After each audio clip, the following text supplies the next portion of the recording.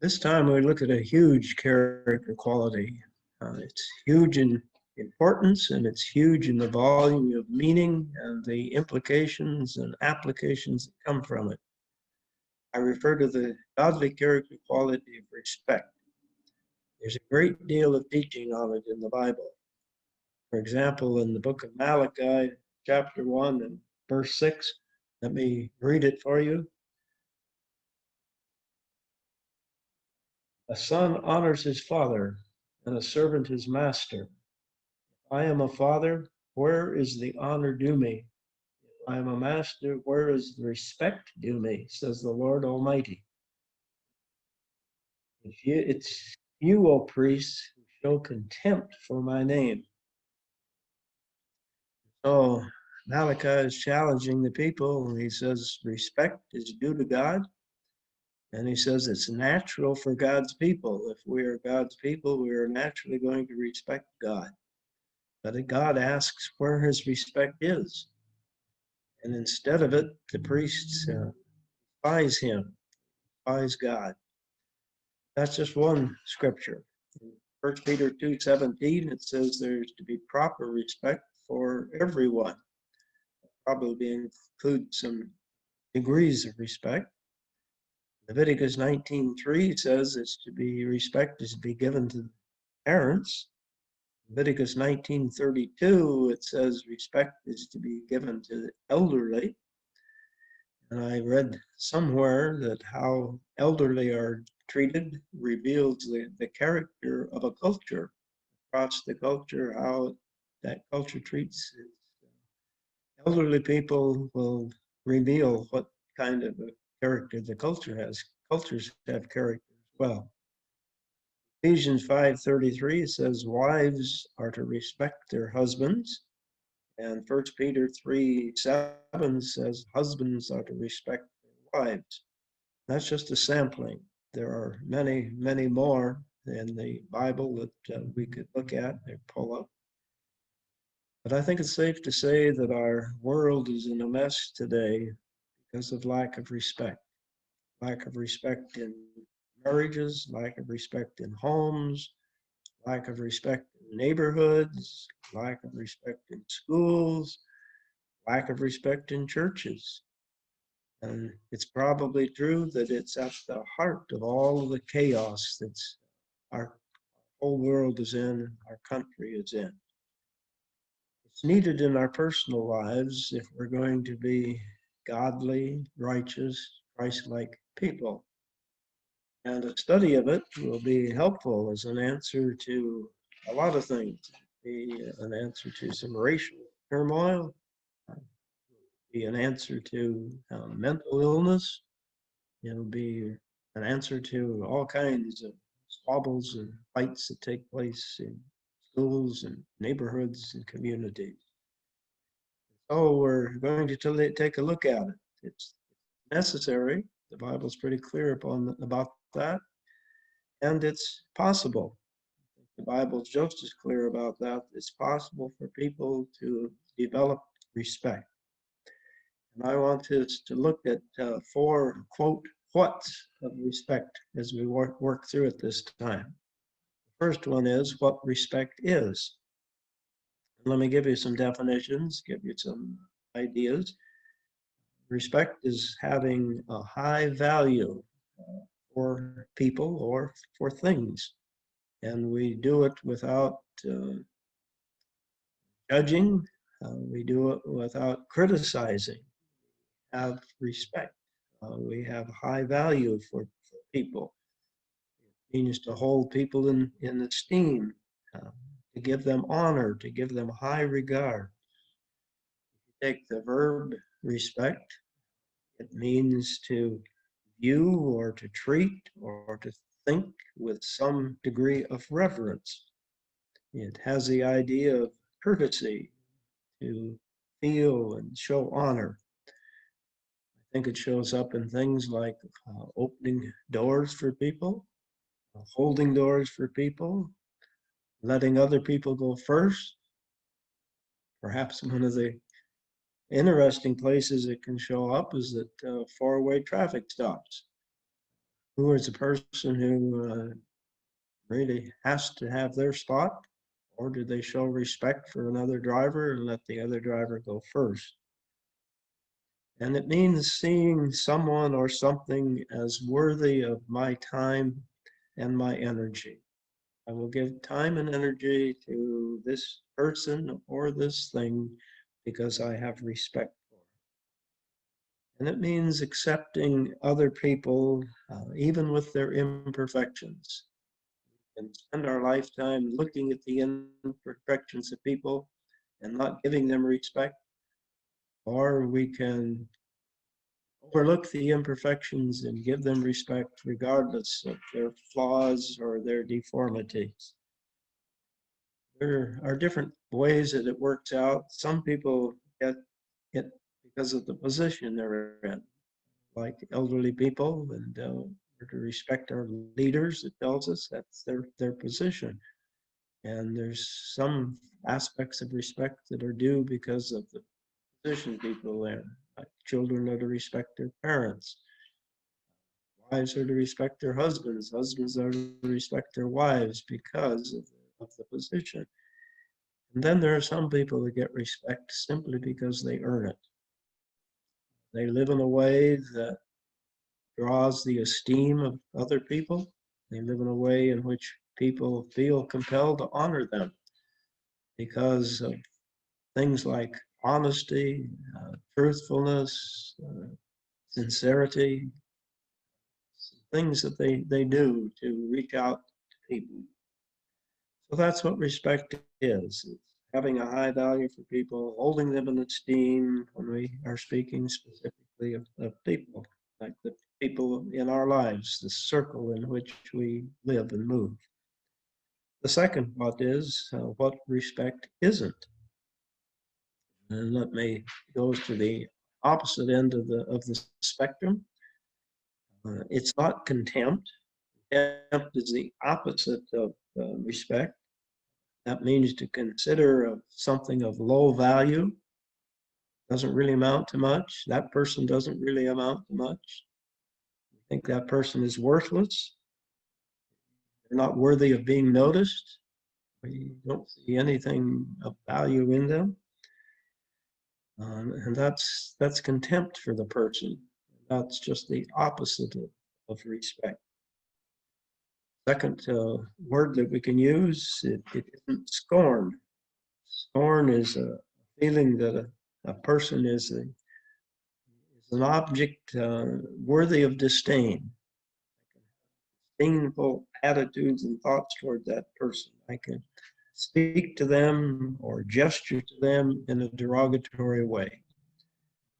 And scorn is common culture.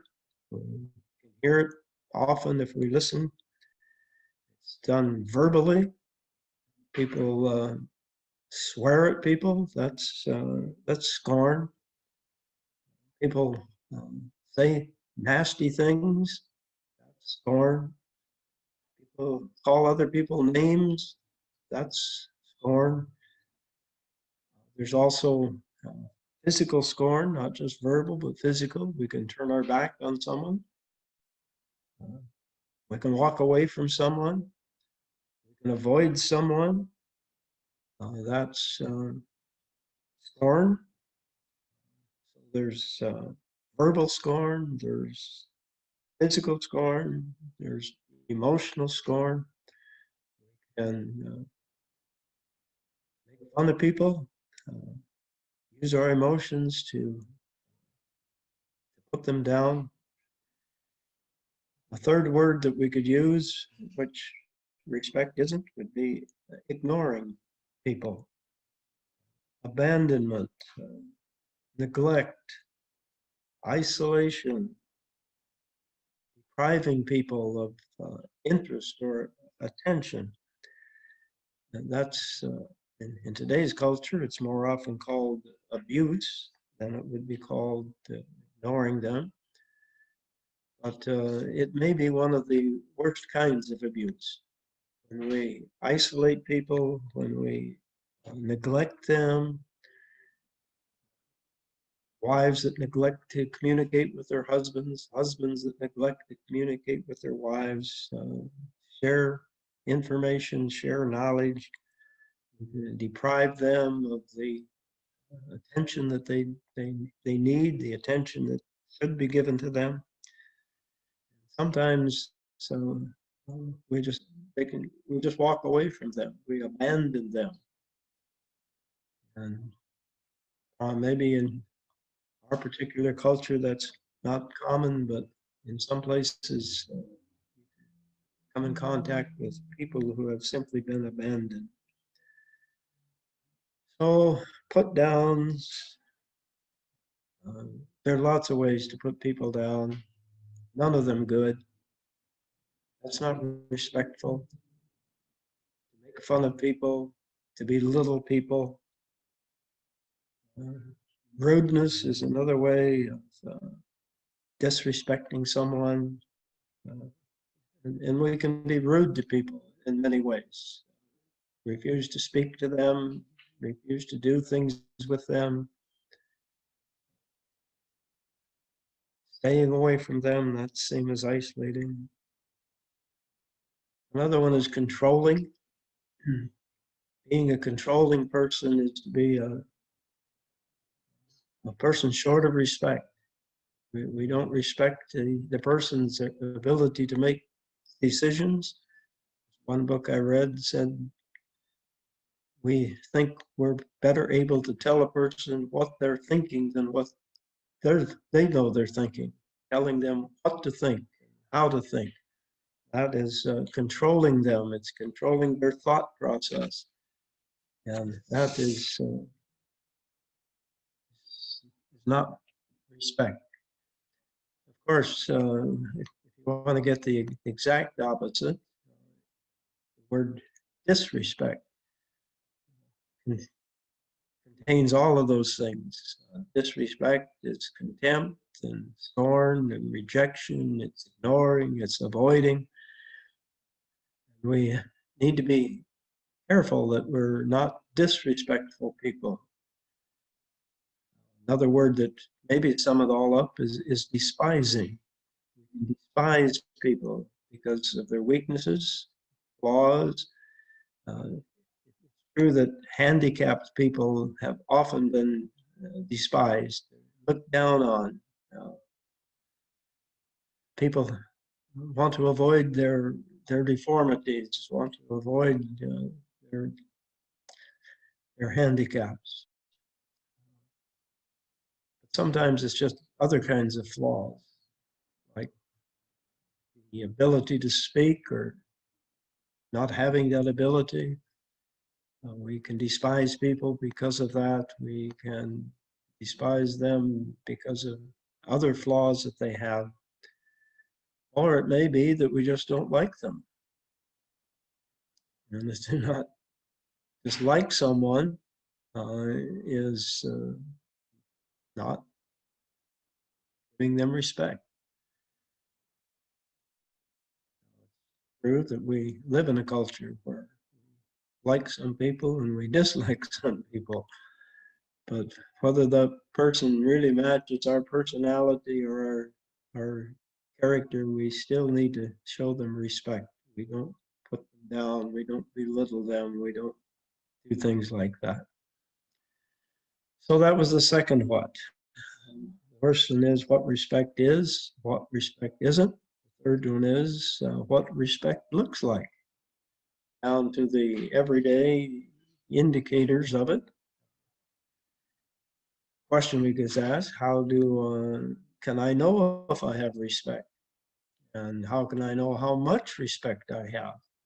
Because there is a scale, of course. Some people are very respectful and some are very disrespectful. So let me give you some suggestions as to how we can determine whether we have respect or how much respect we have. The first one I think of is simply listening to people. We want to hear what they have to say. We value their thoughts and their ideas. We put value on what they think. So we listen to them. Refusing to listen means that we don't put value on their thoughts and their ideas. And I should go on to say it needs to be real listening, empathetic listening. Some people have called it listening with an empathetic heart. I like to say that we listen to their hearts, their words to their hearts. What are they saying with their hearts? What's really going on inside the person? We listen carefully for that, and that's an indicator of, of respect. We sacrifice the desire to talk about ourselves and our interests. That is a sacrifice for most of us. We like to talk about ourselves. Someone that says the sweetest words in all of language are our own names. And it's just common and possible for us to be in a conversation and be looking for a chance to redirect the conversation about ourselves. And we have to be careful about that. We have to avoid that. Respect is to listen to other people, talk about their interests, talk about their ideas, talk about their experiences, draw them out. That's a respectful thing to do, not force them to hear all of our experiences, our stories. We love to tell our stories often. So the first indicator, do I have respect? We ask the question, do I listen? If the answer is no, then we need some building of our respect. The second question is, or the second idea is to refuse to focus on people's weaknesses. I've already talked about that a bit. Let me emphasize it a little more. All of us have weaknesses. Everybody that we meet has weaknesses. Well, it's true. Find them more quickly in some people than in others, but we can focus on their weaknesses. We, in our mind, can devalue them because they have some weakness, whether it's emotional or mental, or whether it's physical or vocational, whatever it might be. We can refuse to focus on other people's weaknesses. We can refuse to focus on their flaws. We all have flaws. And if you look at another person critically, you can find flaws. You can focus on their deformities, and we all have deformities. And real respect is when we refuse to focus on people's weaknesses or flaws or deformities or failures. And we all have failures.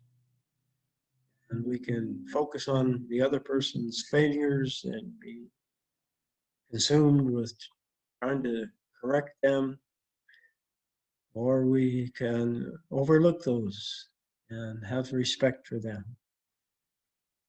One point in my life, I was in small group settings, and there were some ideas that every small group should have an EGR. You may say, well, what's an EGR? Well, in that setting, an EGR was a person with extra grace required. And the idea was that every group needed an EGR that would tune us up to listen to those people, to care for those people, to help those people, and take us out of the culturally acceptable people. I'm not sure that that's really true or not, but it was a good idea. So what does respect look like? It looks like listening. It looks like refusal to focus on other people's weaknesses, flaws, deformities, failures. And thirdly, respect looks like just simply talking to people. I think friendliness shows respect. I'm thinking of that enough that the Lord willing, we might do one of these studies just on friendliness. What is friendliness and how do we develop friendliness? But friendliness shows respect. So we initiate conversations. If we want to check to see whether we're respectful or not, or how much respect, how much do I initiate conversations with people? How much do I reach out to them, show friendship to them? How much do I focus on their interests in life? Not my interests, but their interests. So that's a simple one, but a third one, just do I have respect? Well, am I a friendly person? Do I talk to people? The fourth one would be to avoid classifying people. We classify people, we often do. It's a pretty easy thing to do, but it's usually inaccurate. It's inaccurate anyway. We're not really qualified to classify another person, to classify them as good or bad, or wise or unwise, or smart or dumb, whatever. But our culture is filled with classifications. For example, in the sports world, you have head coaches and you have assistant coaches. Coaches are classified. In business, you have CEOs, chief executive officer. Then you may have another executive officer, but he's not chief. And so they're classified. In church circles, we have senior pastors and assistant pastors and other titles that are given to them. That's a classifying of people. And it's not a respectful thing to do, to value a person according to their classification. Classifications are based on position and accomplishments. Respect is based on the people as persons. They are persons. We respect them as persons. So we need to work at avoiding classifying people. One more under what respect looks like. It looks like being honest with people, not saying one thing to their face and something else behind their back. That's not a respectful thing. If I do that, I need to tune up my character quality of respect. And it's not fawning on people. It's not just, you know, what else can I say? Trying to make that person look better than they are, and giving them accolades all of the time, fawning over them, looking for them. It's not flattering, and we can flatter people. We need to be honest. I'm saying all of this to say that we need to be honest with people. We don't degrade them. We don't fawn over them, or that we don't degrade them. There's no belittling of people. We're trying to impress them. We can go either way on that. We can be belittling, or we can be trying to impress. We just need to be honest, open, sincere people. And when we are, then we're showing respect to those that we associate with. So what respect looks like, how do I know if I have it? How do I know how much I have? Well, these are just my ideas. How well do I listen?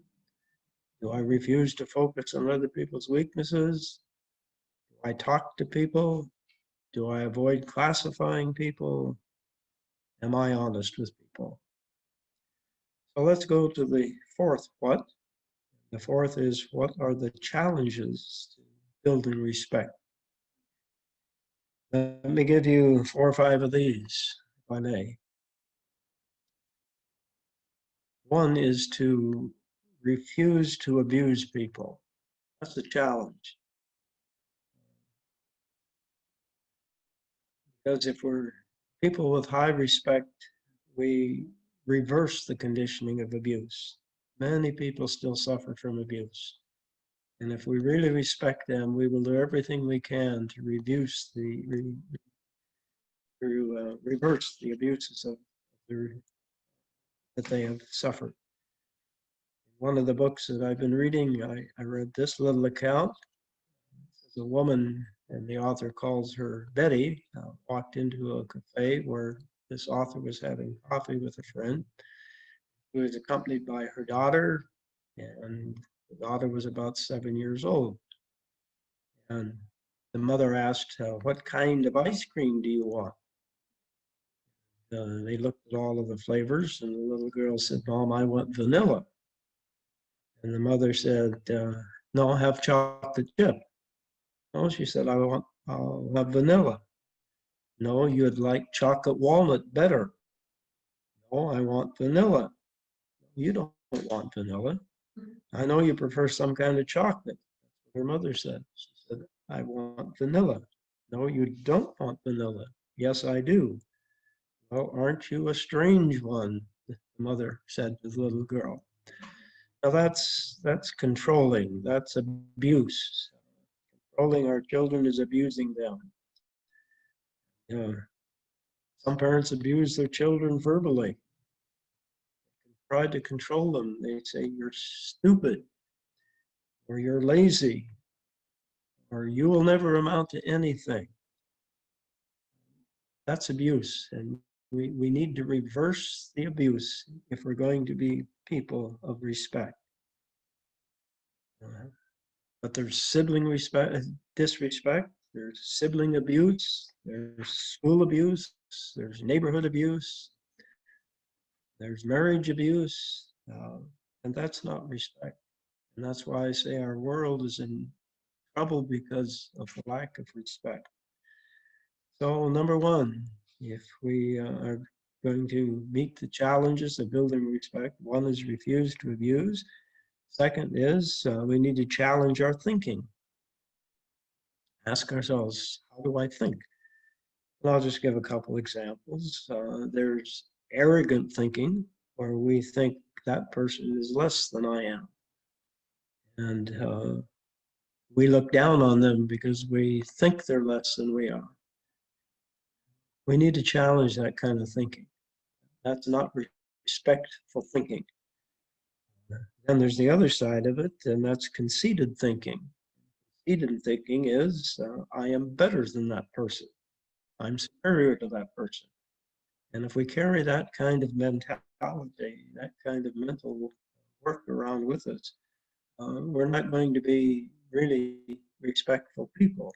And so I just simply say, take a look at our thinking, challenge it, make sure that the kind of thinking that we have leads us to respect. Thirdly, keep God's view in mind. God views the people around us that we are to respect as persons. According to him and his word, we have wonderful ingredients of personality. We all have personality, the ability to think, the ability to feel, the ability to communicate, and those are wonderful ingredients. That's how God sees us. We don't often see other people that way. When we think they're stupid or put them down and say, you'll never amount to anything. But that person that we are relating to has thoughts, they have emotions, they have needs as a person, just like me. I have all of those. I have thoughts and emotions, I have needs. And we need to recognize that in people and treat them as people. They are God's creatures. Every person we meet, God knows and loves. He knows them intimately. Knows the hairs on their head, the scripture tells us, how many there are. Some of us, that gets to be less as we get older, but God knows that.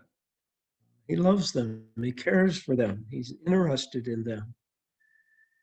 And we need to have respect for those people. We need to keep God's view in mind of what people are and who they are. Included in this, I think we need to have respect for ourselves. Honor myself as God views me. How does God view me? And if I honor myself, if I have respect for myself, I won't be careless about myself. I won't be careless about how I think. I won't be careless about how I relate to people. I won't be careless about myself physically. I think good grooming goes into respect. I'm not sure that it's true, but some people think that if you don't have respect for yourself, you can't have respect for someone else, or you won't have respect for someone else. So we need to have respect for ourselves. Uh, One more challenge, and let me just back up a moment. Some people have a great deal of difficulty having respect for themselves. Maybe because they've been put down, maybe because they've been belittled, maybe because they've been abused. Um, and that's sad. We need to be someone that helps them. We need to have respect for ourselves so they can have respect for themselves. And then I would say the next one is be sure not to put the dis on front of respect. The dis means no, no respect. Stay away from that. Stay away from slander. Stay away from gossip. Stay away from giving a bad report about people. The scripture speaks about giving a bad report. Stay away from that. Take the dis off the front of the word respect if there's any inclination to put it there. And the last thing I would say is maintain a high respect for God. I think it's more true that we have difficulty respecting other people if we don't have respect for God. Then we read about it in Malachi. He says, "Where is my respect?" Jesus taught us to pray to the Father, "Hallowed be thy name," or "Hallowed be your name." Holy, different, set apart, perfect, sinless. That's a high respect for God. And we need to build that respect for God, for His word, His ways, His instructions, His purpose. Those are my suggestions about meeting the challenges. And there are constant challenges to being a respectful person. And I trust that'll be helpful to you. I do have some questions this time. Let me run them by you so that you have them. Number one, what are some reasons we're to have respect for all people? What are some reasons we're to have respect for all people? You can discuss that. Number two, what are the most significant evidences of respect in each of our lives? What are the most significant evidences of respect? Question three, what are the reasons for lack of respect in a friendship, in a family, in a marriage, in a community, on a ball team, whatever, wherever we want to apply it? What are the reasons for lack of respect? Number four, why is it common to focus on other people's weaknesses? What is it that, what are the reasons that we would do that? Why is it common to focus on other people's weaknesses? Number five, what are reasons for a high level of abuse in our culture? What are reasons for a high level of abuse in our culture? And you don't have to get out in culture very far. You see the high level of abuse, just the profanity, the vulgarity. It's there. What are the reasons for it? And I got 6 questions this time. What are the best ways of building up respect?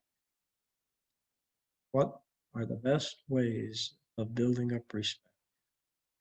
My prayer for all of us who see this, hear this, and think about this, that we will seek God for the building of respect in our lives. God bless you. Thank you.